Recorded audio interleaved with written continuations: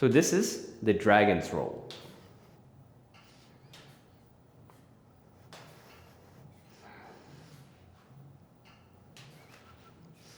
Today, we are going to unlock the dragon's roll. I really love this move because it's a nice transition move that helps you move from overhand to underhand, kind of like the propeller. But the best part about the dragon's roll is it's one of the more engaging moves that gets your whole body moving. So with the dragon's roll, you're doing that whole body twist from left to right, but you're also engaging your shoulders by opening up your shoulders and then closing them back down again. So here are some quick tips on how to do the dragon roll. First of all, you need to get used to the movement. And I think the biggest problem with people trying to start the dragon roll is they try to start with the rope. So put your rope down. So with the dragon's roll, the basic movement is you have your palms down. So in my case right now, I'm standing here, palms down, I'm actually facing my right side. So I don't want you to mirror me, do the same thing on your own. So face your right side. So when I say face the right side, don't turn your legs. Legs still here, but you twist a bit to your right, palms down. And then what you're going to do, and why it's called the dragon roll, I love the name, is because it starts with the drag. So you drag from right to the left. And then what you do is you roll. And when you roll, you just open up your palms up like that. So you're opening up the palms up, and in the roll with the rope, what actually happens is the rope's gonna swing to your back. So the rope is in front, you drag it to the left, open, you roll it to the back, and then now you want to turn back to the right again. And what you do then is you can do a quick like pop. So bend your knees and pop like that. And now you go from open palm to closed palm, and the rope will pop back to your front again. So you practice this movement, get used to the twist. The key here and why this movement is a bit harder to master is mainly because of the timing. Interestingly, most of the folks that I teach this tend to actually pick it up in their first lesson.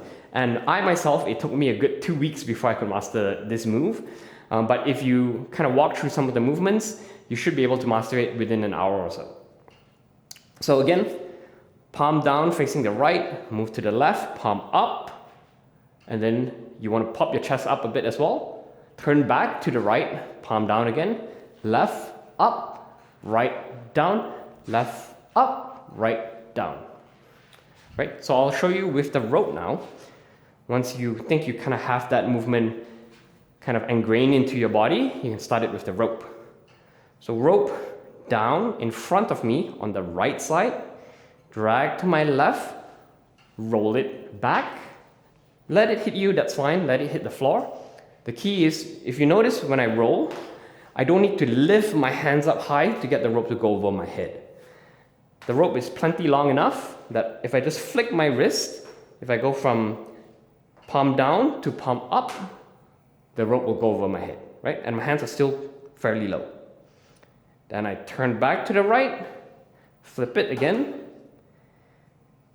drag, roll, drag, roll, drag, roll, drag, roll. Get used to this movement first. It's very important because if you rush to start the quick movement, what will happen is sometimes it's supposed to be drag, roll, drag, roll, drag, roll. Some people will end up drag, roll too fast. And if you miss the beat or timing, it kind of gets the rope messy as well. So drag, roll, drag, roll, drag, roll, drag, roll, drag, roll, drag, roll. And then once you feel comfortable, you can speed up your pace. Drag, roll, drag, roll, drag, roll, drag, roll, drag, roll, drag, roll.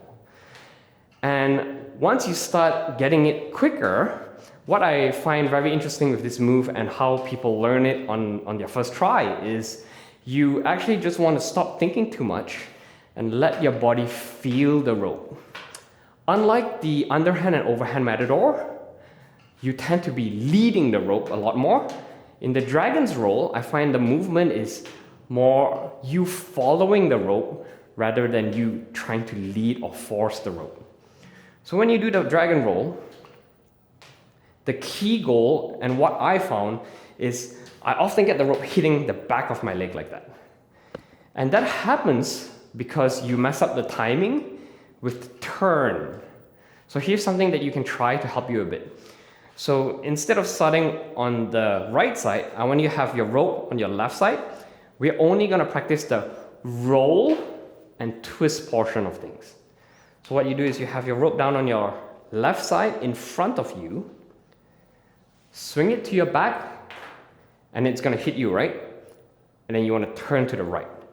But now what I want you to do is swing it to the back. Before it hits you, you want to turn back to the right. So left, back. So left, back, like that. So get used to that. And once you notice that the rope is not hitting you because you're turning at the right timing before it comes to you, like that, then you can lock in the front portion of it. And the front portion is the same. You throw it back to the front and don't let it hit you, but before it hits you, you turn back to the left, right? So you go from the back left side.